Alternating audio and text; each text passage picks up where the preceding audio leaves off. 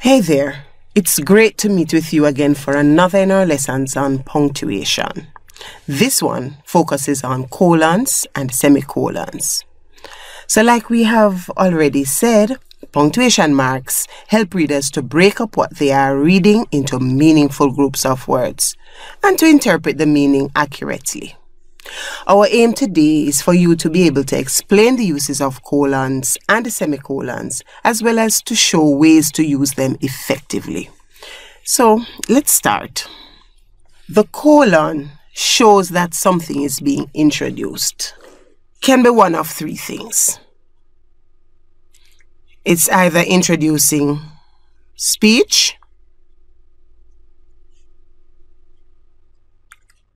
a quotation, or a list of items.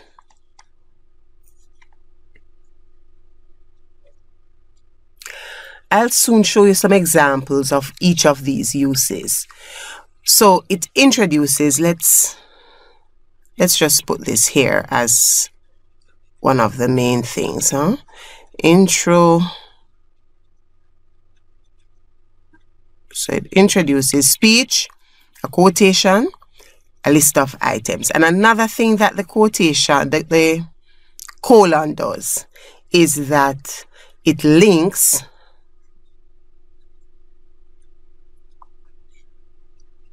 two main clauses. It links two main clauses. And you can see the English grammar summary for an explanation of a main clause. Right now, we really just want to focus on these two punctuation marks. So at this point, you're probably asking, so is it really necessary for us to use a colon since the comma seems to do these things already? Well, yes, it is necessary, because what the colon does is that it introduces things, speech, quotation, a list of items in a more formal way. So it is reserved for the formal circumstances. All right, so the next thing that we probably want to be asking ourselves at this point is, what does it look like? What does a colon look like? What does a semicolon look like? Well, the colon is this one. Two dots, one above the other. This is your colon. And your semicolon is this one. The one with the dot and the comma. Let us now look at an example of the first use of the colon. So we did say that it introduces speech or a quotation. So let us look at two such examples. Here goes. Michael says, and note this is where our colon is. I cannot wait for the summer to come. This is what Michael says. This is his speech. This is what he has said.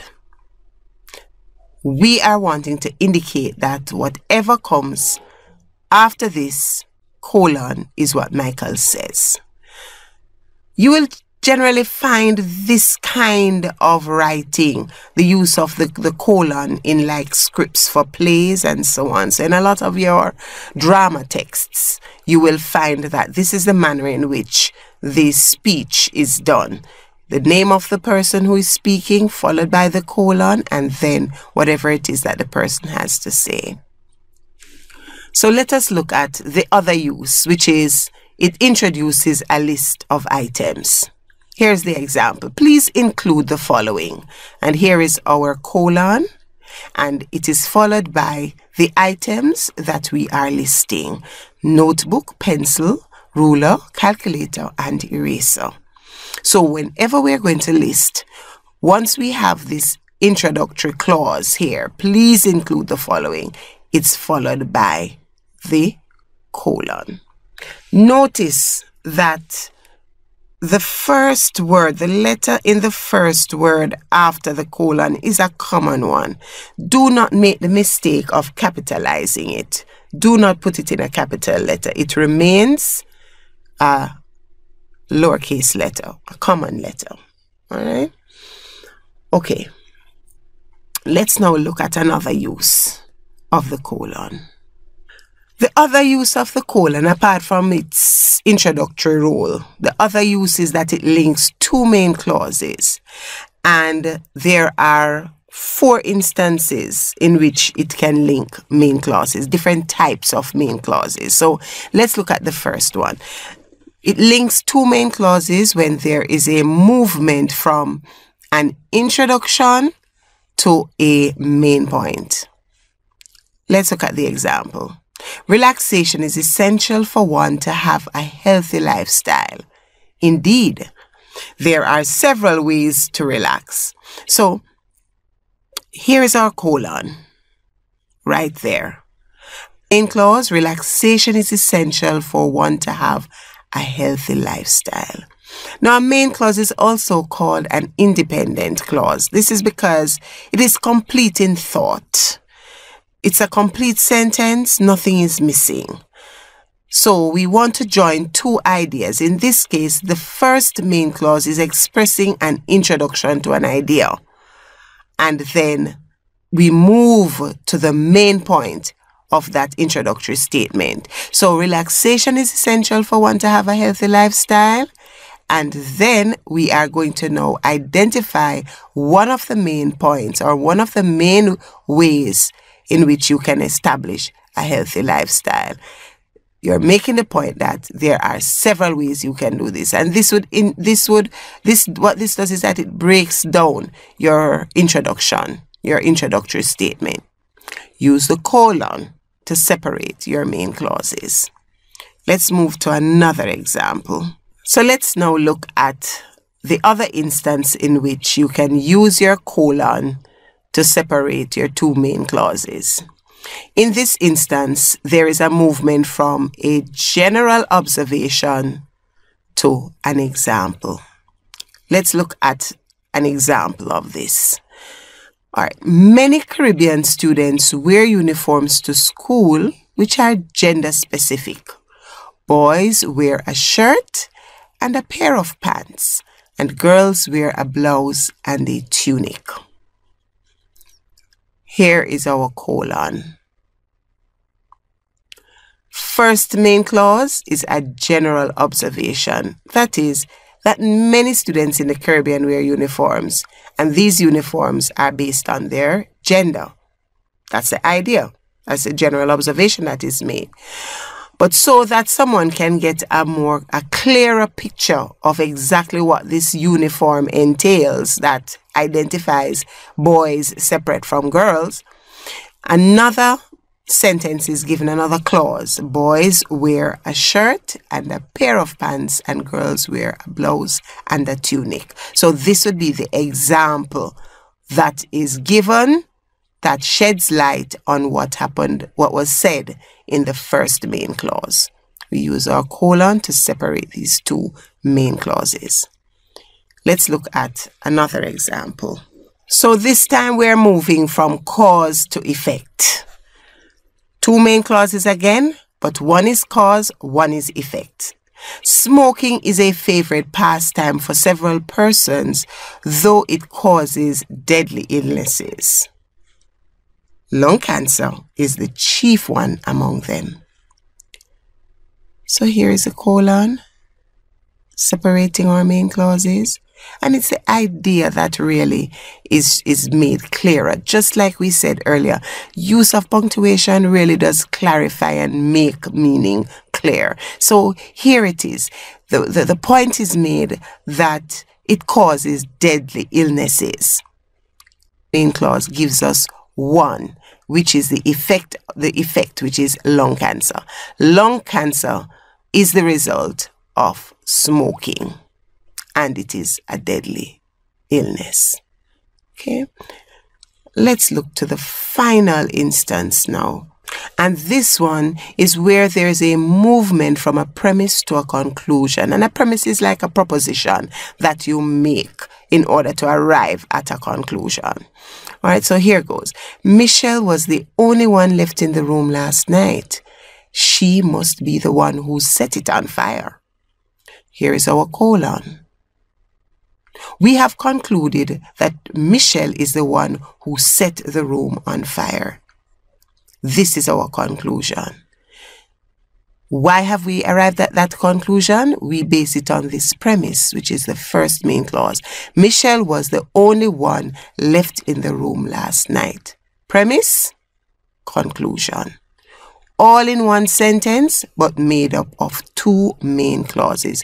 Notice, as I said earlier, that your main clause is a complete sentence, a complete idea, could stand on its own, except that when you want to make a direct link between them, making one, either provide an example for what you have said, shed some more light on it, then you can use your colon to join the ideas while still keeping them separate.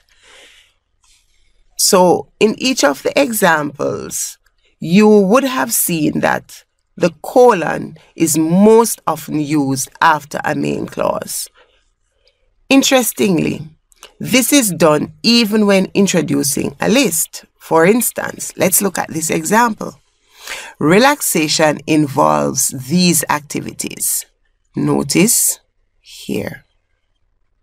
This is a main clause, by the way. Remember, we said it's an independent clause, meaning it can stand on its own. It doesn't need anything else to make it complete. Relaxation involves these activities. Except if you wanted to give more information about what these activities are, you could drop in your colon right here and list them. Swimming, reading, spa treatments, listening to music, and browsing the internet. Now, you would not include a colon if, of course, there is no main clause, as in this instance. Relaxation involves. There's nothing here. Not these activities as we saw up here. So you don't have, this is not a main clause. This is a phrase. So you're going to need to complete this sentence. And here it is. Relaxation involves swimming, reading, spa treatments, listening to music, and browsing the internet. So you would need to have your main clause before you put a colon. All right. There is another instance in which you do use the colon, which is not necessarily a main clause, but it is a practice, and I need to include it here for you. It's something you probably do without even realizing that when you are in writing your business letter, you will say, for example, in your salutation, "Dear Mr. Josephs," and you'll put your colon right there. So the colon is also used after the name of the person to whom the letter is addressed in your salutation. And just a note here, in your friendly letter, the letter that is not the business one, the informal letter, you just use a comma. But in your business letter, you will use the colon. All right, let's turn our attention now to the semicolon. And remember, we said that the semicolon was the one that has the dot and the comma. So semi means half, you know, so it's like a half colon. All right.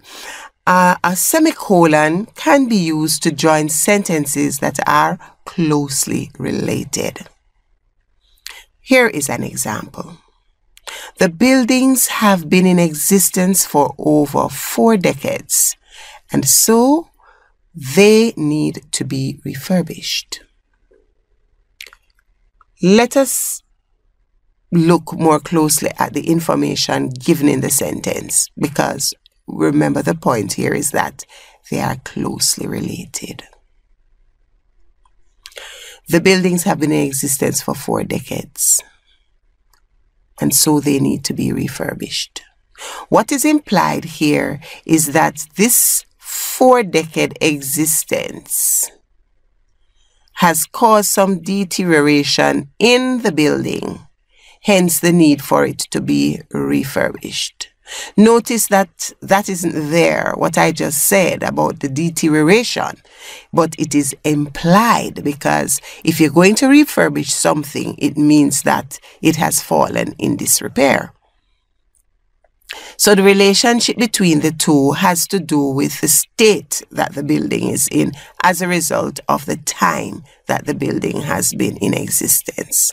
We use a semicolon to give this additional information that is here.